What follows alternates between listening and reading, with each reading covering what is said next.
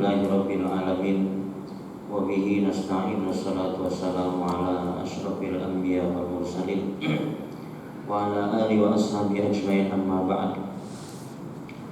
Fa inna asdaqal hadits kitabullah khairul hadi hadi Muhammad sallallahu alaihi wa alihi wasallam syarrul umur muhdatsatuha wa kullu muhdatsatin bid'ah kullu bid'atin dhalalah wa kullu dhalalatin finnar. Wa qala al-mu'allif rahimahullahu ta'ala wa adaman nafa'a bihi wa bi 'ulumihi fid dharain amin. Bismillahirrahmanirrahim.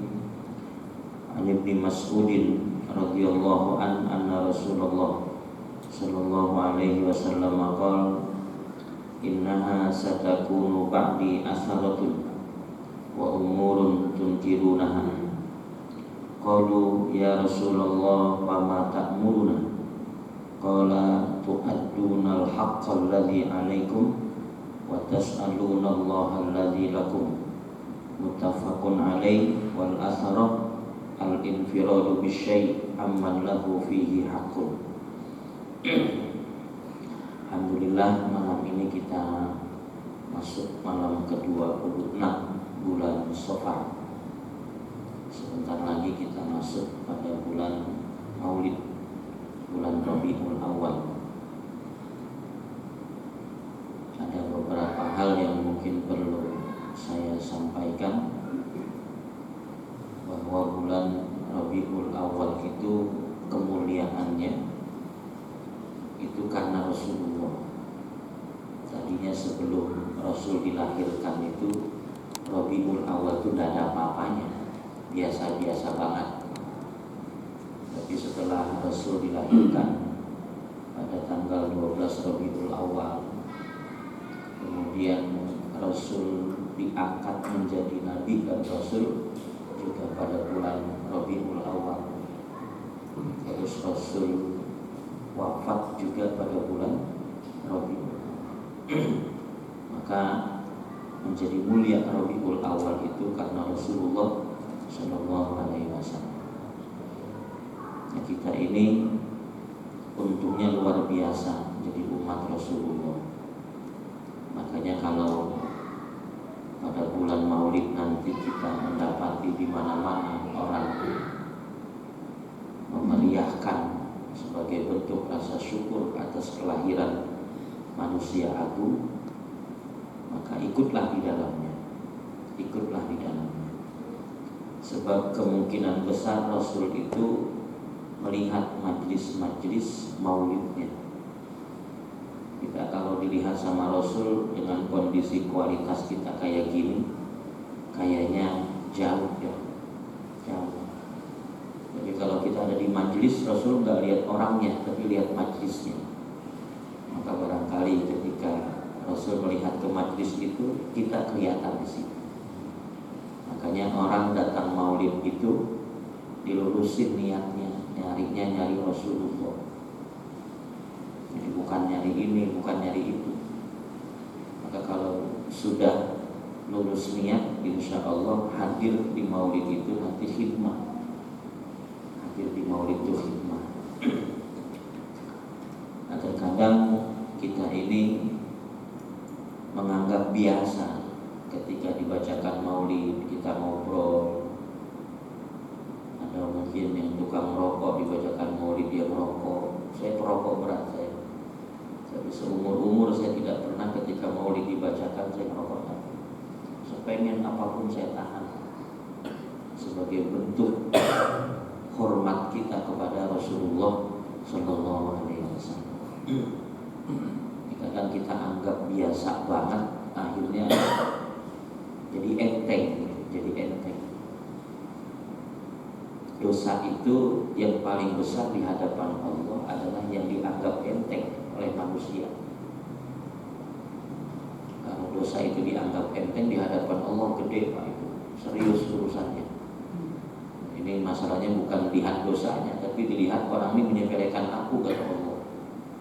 Sebab dosa itu sekecil apapun kita lakukan adalah pembangkangan kepada Allah Subhanahu wa Ta'ala. Jadi jangan melihat kecilnya, tapi lihat pembangkangan kepada Allah.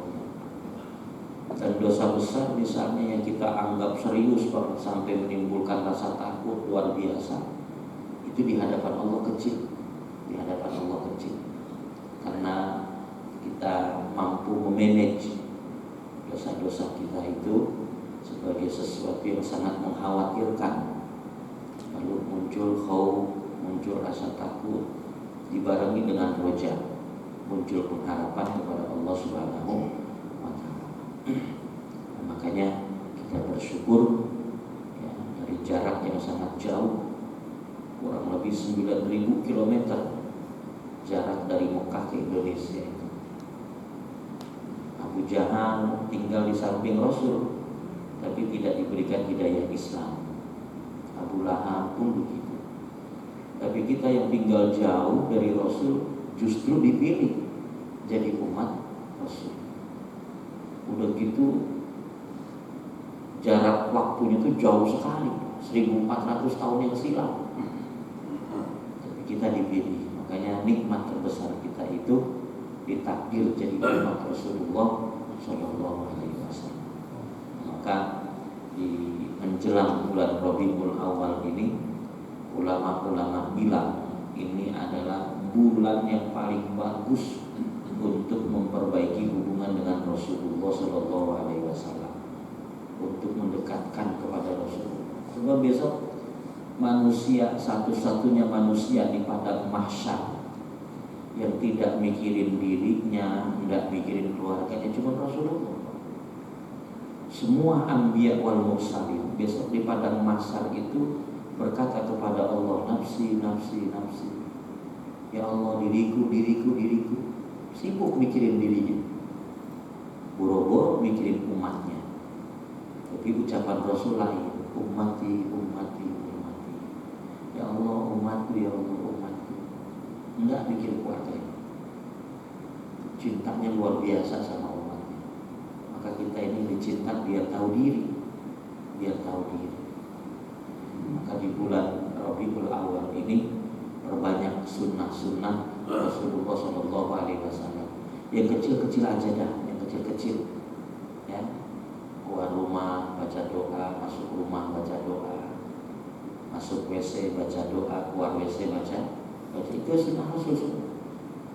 Masuk masjid baca doa, keluar masjid baca doa. Mau tidur baca doa, bangun tidur baca doa. Yang kecil-kecil aja, yang kecil-kecil. Sebagai bentuk ikhtiar kita mendekatkan diri kita kepada Rasulullah Shallallahu Alaihi Wasallam. Mudah-mudahan keseriusan kita menjadikan Rasul berkenan untuk semakin mendekatkan diri kepada kita. Ini pembuka ya, terkait dengan menjelang bulan Rabiul Awal. Kalau bisa mah tiap habis sholat salawat kayak 10 kali atau 5 kali salawat ya. Jangan nunggu bulan Rabiul Awal dari sekarang nih. Habis sholat dibiasain salawat 10 kali. Berarti kalau 5 kali sholat 50 kali. Ntar lama-kelamaan berasa kedekatan kita dengan Rasulullah Sallallahu Alaihi Wasallam. Dari Ibnu Mas'ud radhiyallahu an anna Rasulullah sallallahu alaihi wasallam qala, bahwa Nabi bersabda, innaha satakunu ba'di asaratu, bahwasanya akan ada setelahku asar. Asarah itu orang yang mementingkan dirinya sendiri, tidak mementingkan urusan orang lain dan masa bodoh dengan orang lain. Atau bisa juga asarah itu mementingkan sukunya, mementingkan kelompoknya, masa bodoh dengan kelompoknya. Itu asar. Dalam kaidah usul fiqh itu terkait asarah, al-isaru fil qurabi makruhun wa fi ghairiha mamduhun. Mendahulukan orang lain dalam masalah ibadah itu makruh hukumnya. Kita datang tadi pertama, mestinya kan datang pertama ngisinya masa pertama. Tapi enggak, kita di saat kedua ada orang lain datang, silakan Pak, makruh hukumnya. Mestinya kalau datang pertama, ya bisa pertama. Padahal saf pertama luar biasa. Sahabat itu sampai begitu termotivasinya oleh Rasulullah tentang saf pertama itu mereka akan datang untuk sholat berjamaah menggapai saf pertama walau habwan, sekalipun mereka harus merangkak karena sakit demi untuk mendapatkan saf pertama. Berulang kali saya sampaikan di majelis bahwa ketika sholat itu dilaksanakan, imam sudah mulai merapikan barisan, maka nazalatir rahmah, turun rahmat saat itu. Mudah-mudahan rahmat itu besok menuntun kita ke surga. Sebab kita masuk surga bukan karena amal, nggak cukup amal kita. Buat buka pintu surga itu nggak cukup, padahal kuncinya dipegang. Tapi buat buka nggak bisa, kuncinya dipegang. Miftahul jannah la ilaha illallah. Kunci surga itu kalimat la ilaha illallah. Cuma bukan hanya sekedar ucapan kalimat la ilaha illallah, tetapi nanti ujung dari kalimat la ilaha illallah itu adalah pengejawantahan dari imtisalu awamirillah, melaksanakan semua perintah Allah, wajtinabu nawahi, dan meninggalkan larangan Allah. Baru yang kayak gitu tuh buka pintu surganya pakai la ilaha illallah, gampang betul. Cuma kalau cuma punya la ilaha illallah, perintah Allah masih ditinggalkan, larangan Allah masih dikerjakan, itu ada sangat bukanya. Karena nggak kebuka, akhirnya kedorong juga ke neraka itu. Masuk juga ke neraka. Kalau dikasih kunci kita itu la ilaha illallah, kurang apa coba nanti? Semua dikasih unjuk udah. Pertanyaan kubur besok dikasih unjuk. Nih lo hafalin nih. Besok di kubur tanya ini muka nakir. Tapi kita ingat kok kaget besok. Kita bergantung iman kita.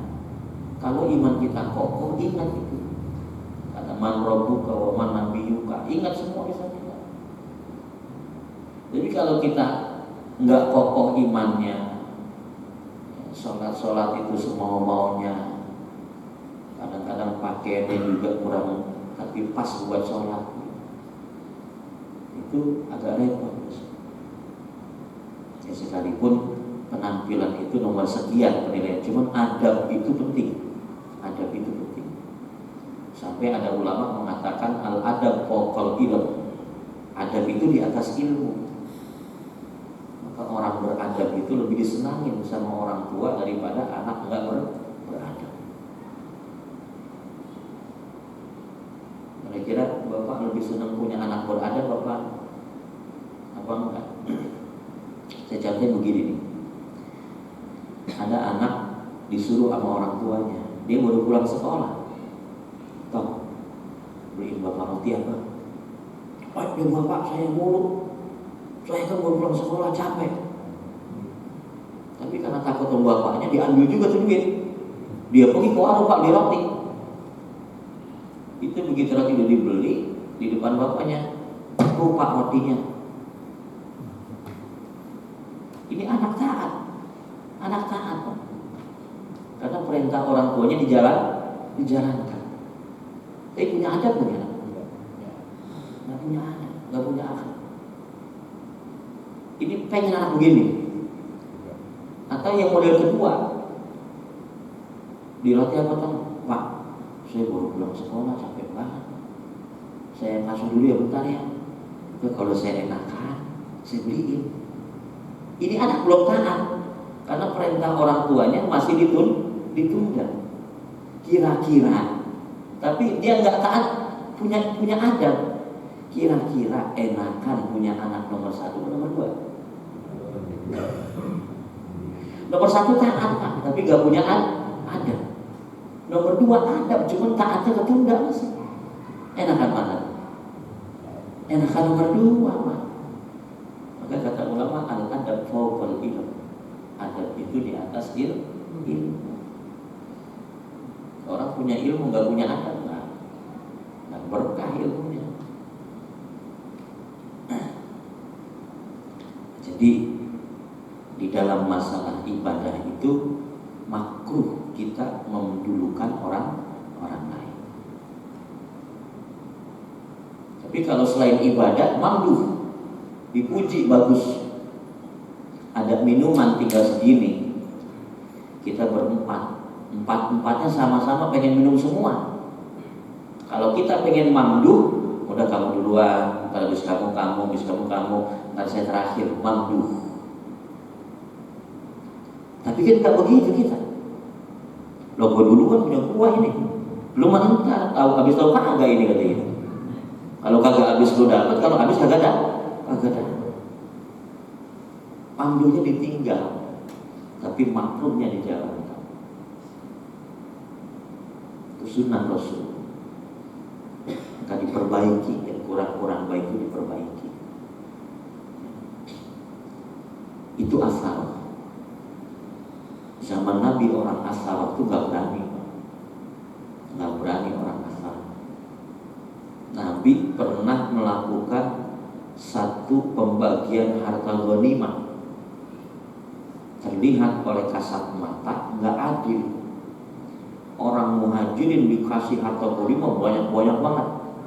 Ada yang dikasih 100 ekor onta, itu kayak mendadak orang lain dari harta rampasan perang. Itu makanya salah satu keistimewaan umat Nabi Muhammad, kata Sayyid Alawi Al-Maliki dalam risalah Al-Muhammadiyah, itu diberikan ikramul khosoh, diberikan kemuliaan khusus. Di antaranya wa uhillat lanal ghanaim, dihalalkan bagi kita orang Islam untuk membagikan harta ghanimah. Zaman sebelum Nabi Rasulullah itu kalau perang menang, dapat harta rampasan perang kagak boleh dibawa pulang, taruh di tengah lapangan. Ntar kalau emang itu dimakan sama api berarti diterima. Jadi orang dulu mah sering melihat api turun makan. Itu kan dari dulu zaman Qabil Habil begitu. Qabil ngeluarin sedekah, Habil ngeluarin sedekah. Kalau Qabil mah pakai binatang, kalau Habil pakainya pakai sayuran. Taruh jadi apa, di lapangan ditaruh. Ternyata yang dimakan api itu yang binatang, yang kambing itu. Yang sayuran kagak dimakan. Itu tandanya sedekah yang diterima, sedekahnya Qabil. Jadi bentuk penerimaan tuh begitu. Kalau udah dimakan api baru tandanya diterima. Jadi orang dulu melihat api turun dari langit sering banget. Nah, kalau kita kan lihat gituan pas kilat doang, sama orang kesambar kilat sampai gesam gitu. Memang kilat itu apa? Kilat itu air. Kilat itu air yang arusnya luar biasa kencang, sampai kemudian punya bawaan kayak setrum. Dan setrum itu emang dibuat oleh air. Makanya Belanda itu listriknya itu dari mana? Kincir angin, dari air. Coba sekali-kali dah pergi ke ke air terjun yang kira-kira air terjun itu 200 meter. Terus kita di bawahnya mandi itu, diri gitu, nungguin air yang turun 200 meter. Itu sakitnya luar biasa, Pak. Itu 200 meter. Apalagi yang turun dari jarak ribuan. Lo kilat itu, lo kosong betul orang itu. Air. Makanya kalau ada listrik rusak, hati-hati. Jangan sampai ada air. Itu bukan malah mati, kita tambah gede.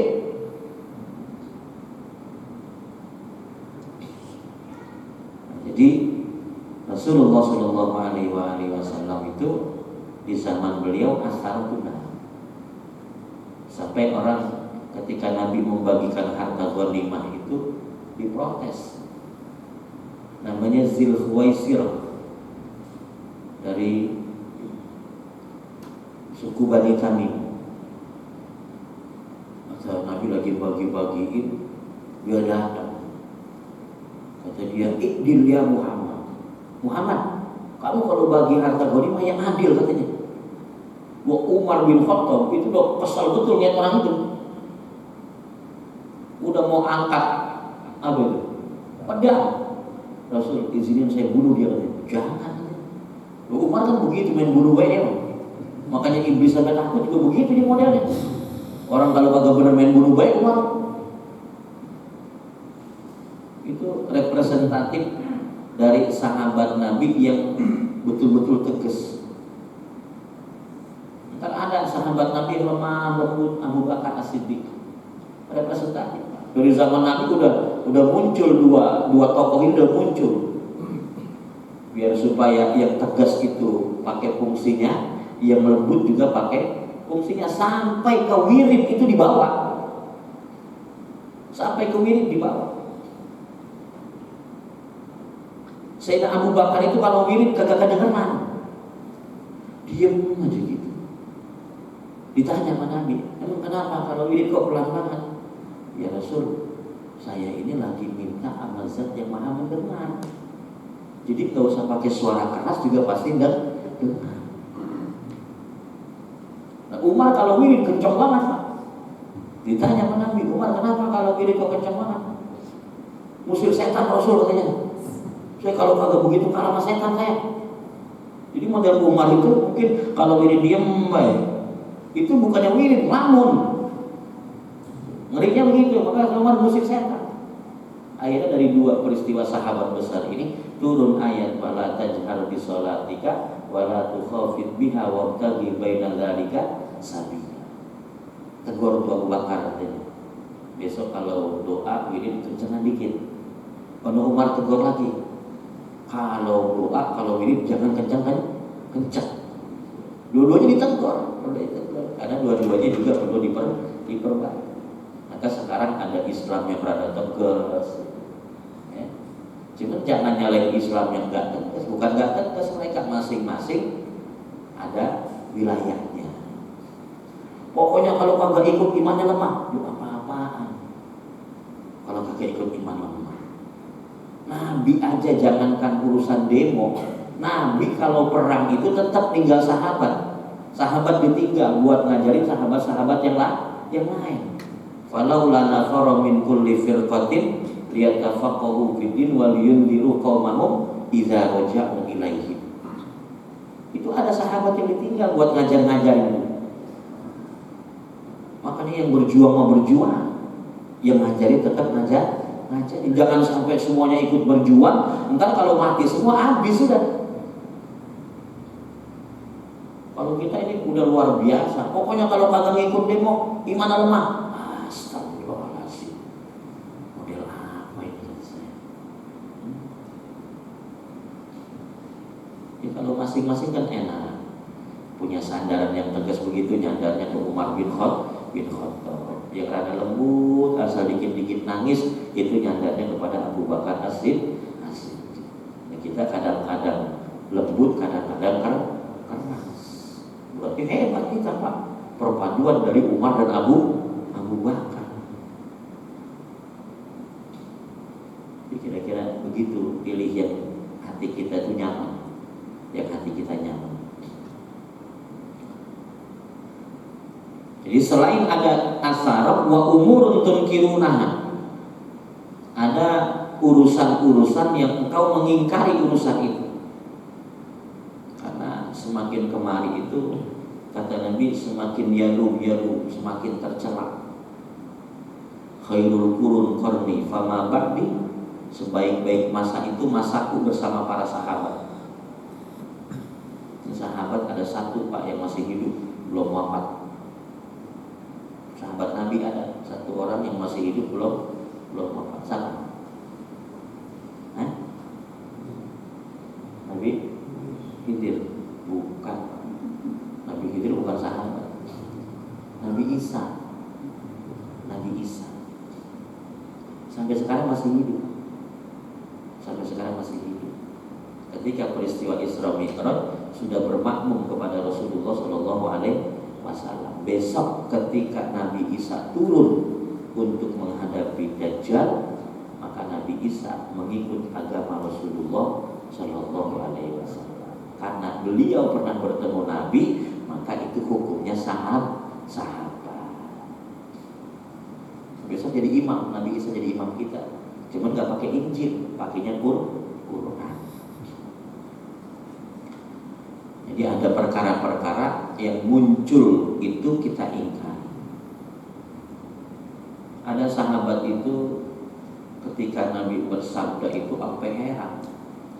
Besok itu akan ada orang menganggap baik sebagai keburukan, menganggap buruk sebagai kebaikan. Heran sahabat. Kata sahabat, wa inna dzalika lakainun ya Rasulullah. Rasul, masa yang kayak gitu akan terjadi? Sekarang udah banyak Pak model begitu. Yang baik dianggap buruk, yang buruk dianggap baik. Maka kita mesti istiqomah. Kalau buruk itu harus katakan buruk, kalau baik harus katakan baik, sekalipun konsekuensinya harus kita terima. Sebab kata Nabi, kulil haqqo walau kana murra. Katakan yang benar sekalipun itu pahit. Artinya bahwa Nabi menginformasikan kepada kita yang namanya kebenaran itu banyakkan pahit. Cuman di mana-mana pahit itu obat. Di mana-mana pahit itu obat. Ya ada sih yang manis, cuman jarang.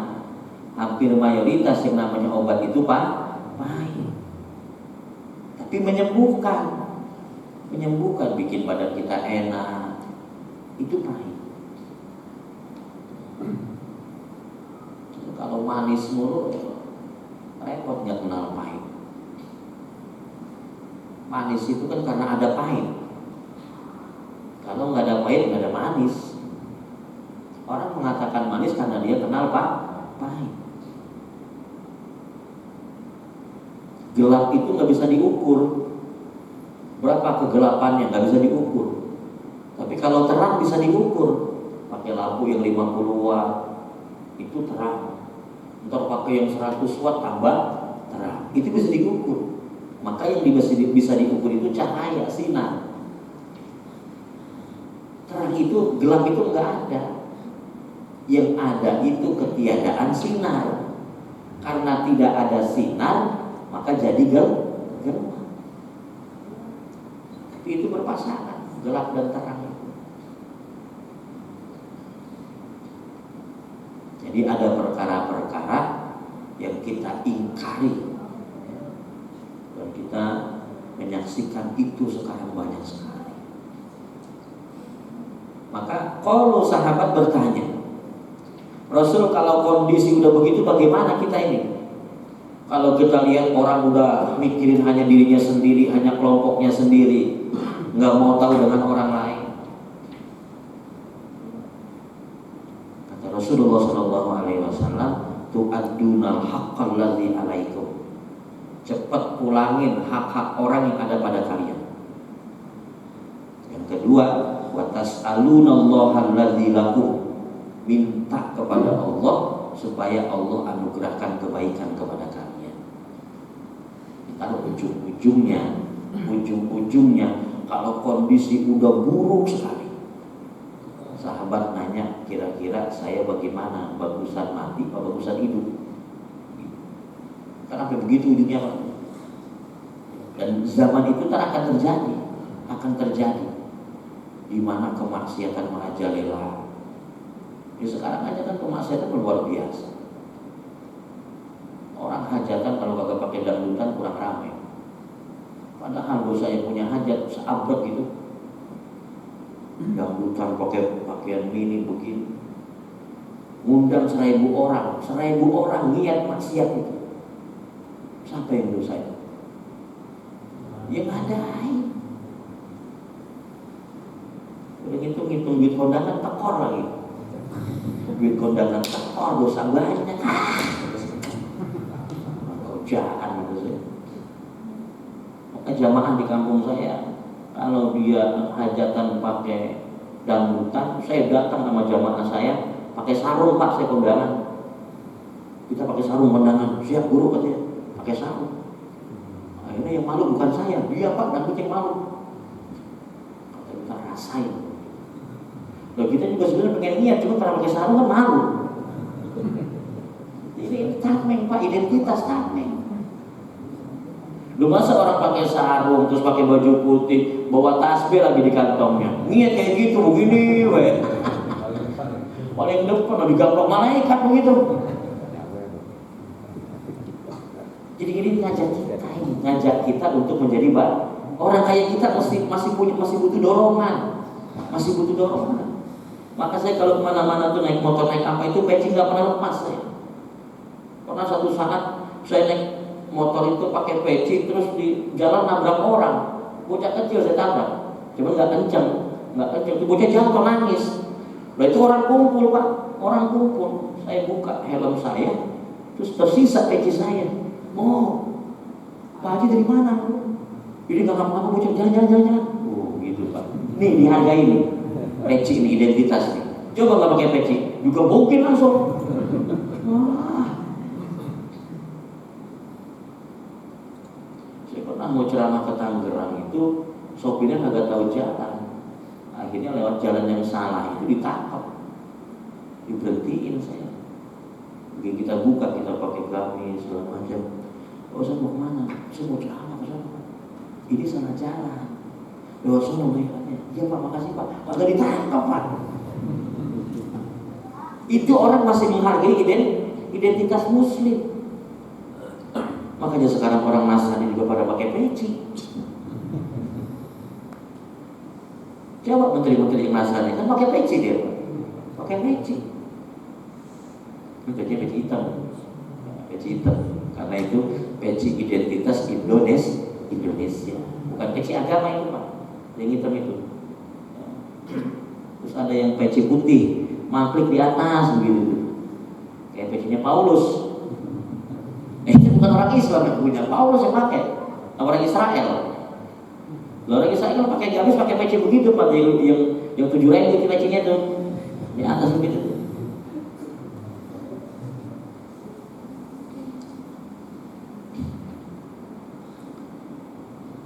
Itu akan muncul kata Nabi, orang yang hanya mikirin dirinya sendiri, nggak peduli sama orang lain, masa bodoh. Itu hadis yang pertama. Yang kedua, an Abi Yahya Usaid bin Hudzair anna rajulan minal ansar qala ya Rasulullah ala tastamiluni kama sta'malta fulana.